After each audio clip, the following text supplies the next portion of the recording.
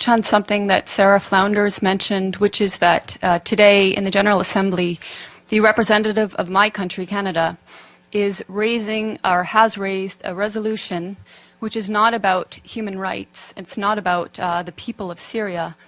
It's a resolution meant to point fingers and to vilify the governments of Syria and Russia.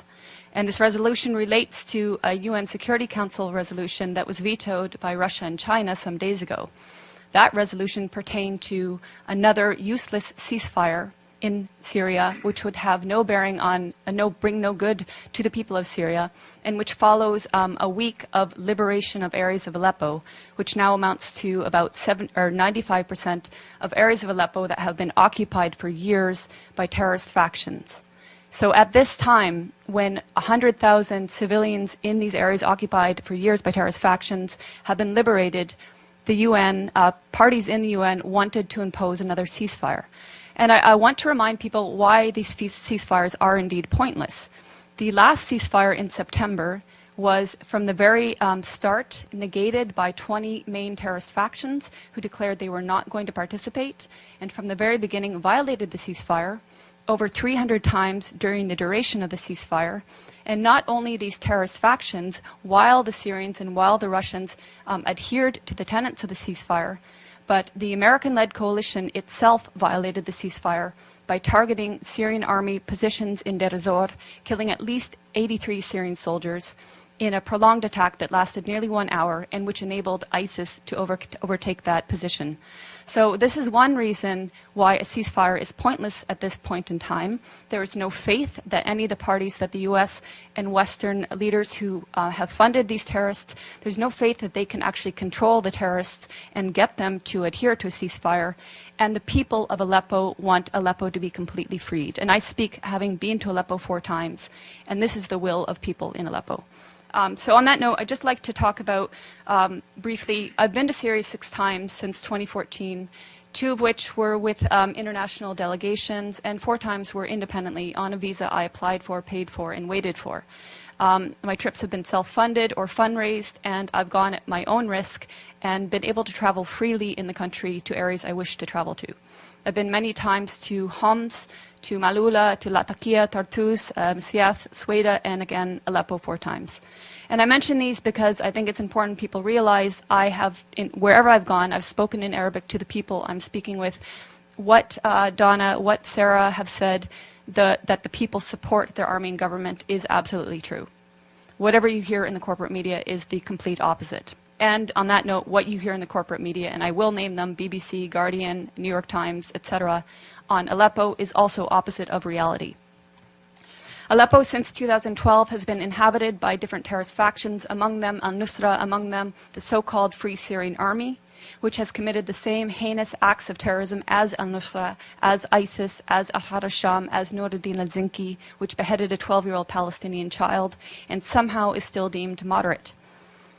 Since 2012, these areas of Aleppo, which have now recently been freed, their occupation by these terrorist factions has meant the greater Aleppo, the 1.5 million plus population of greater Aleppo have suffered sieges, denying them food and medicine. They've suffered for years a want of electricity and water, and they've suffered daily bombardment by these terrorists of mortars, of gas canister bombs, which are improvised and made locally, of water heater bombs, which are even more powerful and can level floors of entire buildings, of conventional weapons like Grad rockets supplied by the West, and etc. As I said, they've suffered these attacks on a daily basis, and even now, because there are still Western-backed terrorists in pockets of Aleppo, there are still mortars and gas canister bombs raining down, and people are still dying in Aleppo. This is another reason why the liberation and securing of these areas is imperative, because that will actually bring peace to Aleppo. Now, my colleagues here mentioned the nature of unity in Syria and the fact that Syrians see themselves first as Syrian before any sect.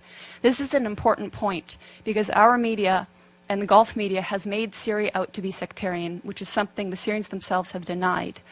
But it's a tool to make people confused. It's a tool to make people believe that it's Sunnis against Bashar al-Assad, when in fact, bear in mind that Aleppo is overwhelmingly Sunni and is with the government and is with the army and is suffering from the terrorists who declare that they are liberating the city in Syria.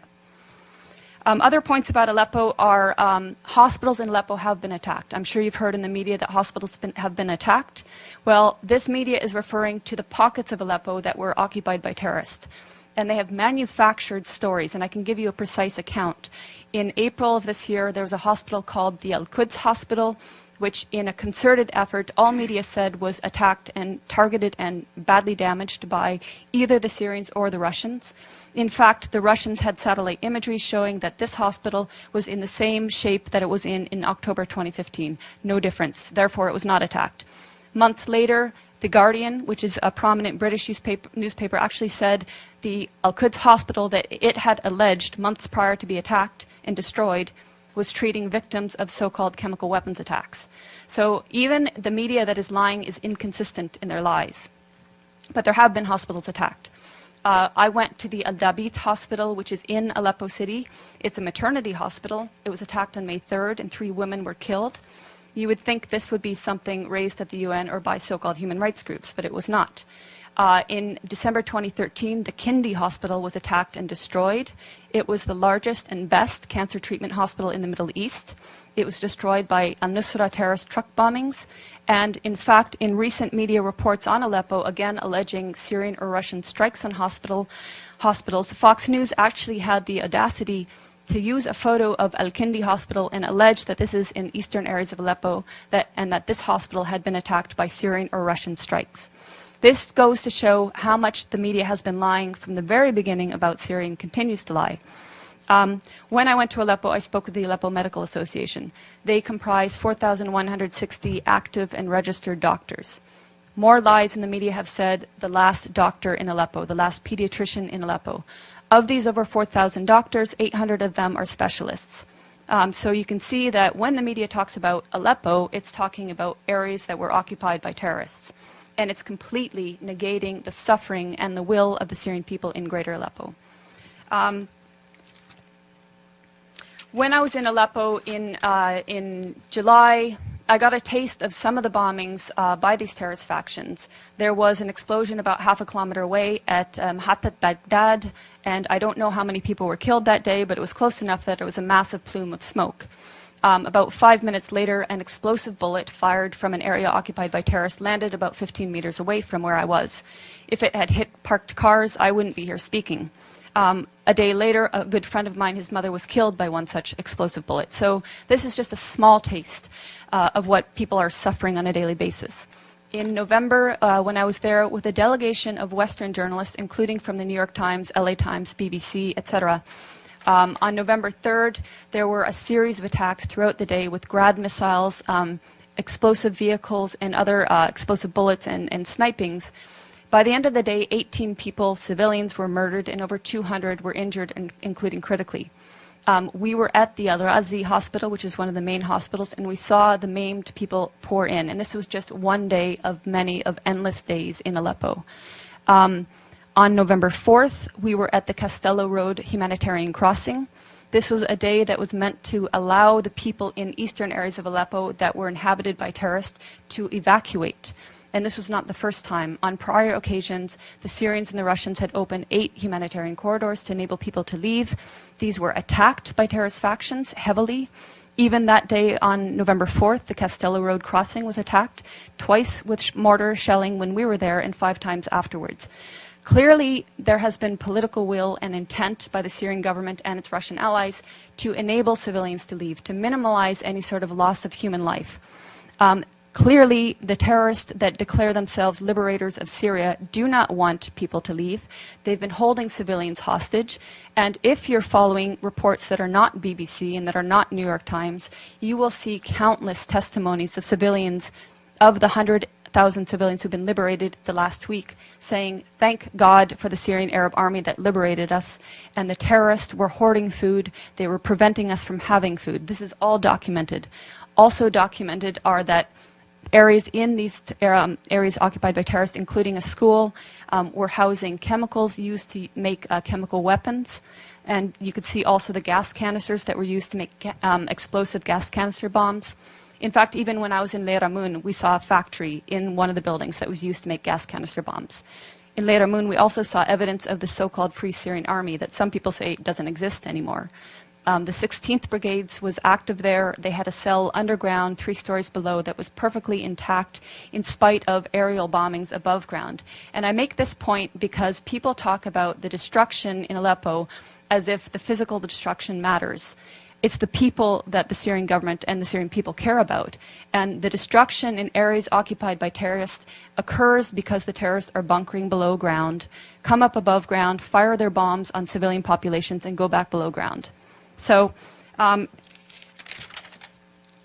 just want to address a few other myths. Some of the myths that have been about Aleppo and Syria in general have been that the Syrian government and army are starving the population. Again, I refer to testimonies of people, even people I met with in November. I met with a family of displaced people from El Halak, which is north of Bustan al-Pasha, which was an area, both areas occupied by terrorists. At that time, when I met them on November 10th, he told me that they had fled along with about 40 others on about 20 days prior, and that they had tried twice prior to flee, but they were prevented violently so from doing so by the terrorists that inhabited those areas. This is the case. These are the testimonies coming out of Aleppo now. People saying, we tried to flee, they wouldn't let us, they shot at us. There are also videos showing people who did manage to flee coming under fire and the Syrian army actually protecting them, acting as human shields.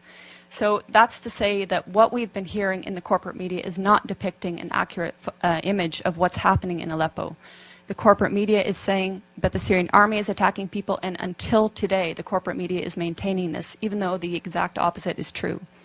I would ask you to follow the voices of people in Syria who, like my colleagues here said, they want you to speak the truth. They're tired of lies. They're very well aware of the lies that our media is purporting and that our human rights groups are purporting. They want an end to the violence. They don't want this war to continue. They didn't ask for this war. But as my colleagues stressed, Syria is a sovereign nation. It has the right to fight against terrorism. And we know that 101 of 193 UN member states have sent terrorists to Syria to slaughter and destroy. So Syria is fighting a war against terrorism. It's winning in Aleppo, and hopefully either the terrorists will accept a deal to be transported out of Aleppo, hopefully they will participate in the Musalaha, the reconciliation, will lay down their arms, will take the amnesty offered to them by the government and which has been taken by thousands of former militants. And hopefully, above all, the U.S. will stop supporting terrorism and stop funding terrorism. And hopefully this new bill will take fire, will be supported, and actually it will be impossible to fund and armed mercenaries from FSA, Ahrar al-Sham, Nuruddin al-Zinki, and all the colors in between, because they're all the same terrorists. Yeah, thank you. Thank you, Eva. Very informative. Thank you very much. Now we are open to questions, if there are questions. The gentleman in the back. Thank you very much. I'm Christopher Ronneberg with the Norwegian newspaper Aftenposten. A question for, or two questions for Ms. Bartlett here. As a journalist, I'm sure you can appreciate getting other impressions than empirical impressions from the ground. When you talk about the Syrian people and what the Syrian people want, how can you quantify that? Do you have any independent surveys where you can actually document that? And secondly, you talk about the corporate media, the Western media, the lies, and all of this. Could you explain what you think might be the agenda from us in the Western media, and why we should lie, why the international organizations on the ground should lie, why we shouldn't believe all these absolutely documentable facts that we see from the ground, these hospitals being bombed, these civilians who are talking about the atrocities that they have been experiencing.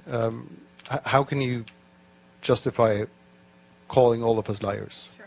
Thank you. I mean, there are certainly honest journalists amongst the very compromised establishment media. Let's start with your second question. So, international organizations on the ground. Tell me which ones are on the ground in eastern Aleppo. Yeah, okay, I'll tell you, there are none. There are none. These organizations are relying on the Syrian Observatory for Human Rights, which is based in Coventry, UK, and which is one man. They're relying on compromised groups like the White Helmets, which, let's talk about the White Helmets. The White Helmets were founded in 2013 by a British ex-military officer. They have been funded to the tune of $100 million by the US, UK, and Europe and other states.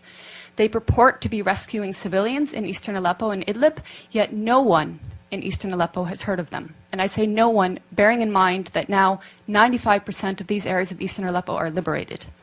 The White Helmets purport to be neutral, yet they can be found carrying guns and standing on the dead bodies of Syrian soldiers. And their video footage actually contains children that have been recycled in different reports. So you can find a girl named Aya who turns up in a report in month, say, August, and she turns up in the next month in 2 different locations. So they are not credible. The SOHR is not credible. Unnamed activists are not credible. Once or twice, maybe, but every time, not credible. So your sources on the ground, you don't have them. As for your agenda, not your, but the agenda of some corporate media, it is the agenda of regime change. How can the New York Times, I was reading it this morning, or how can Democracy Now!, which I was reading the other day, maintain until this day that this is a civil war in Syria? How can they maintain until this day that that the protests were unarmed and nonviolent until, say, 2012? That is absolutely not true. How can they maintain that the Syrian government is attacking civilians in Aleppo when every person that's coming out of these areas occupied by terrorists is saying the opposite? So that's with regards to your question on lying Western media. How do I quantify the support of the Syrian people? The elections. In 2014, the Syrian people held elections.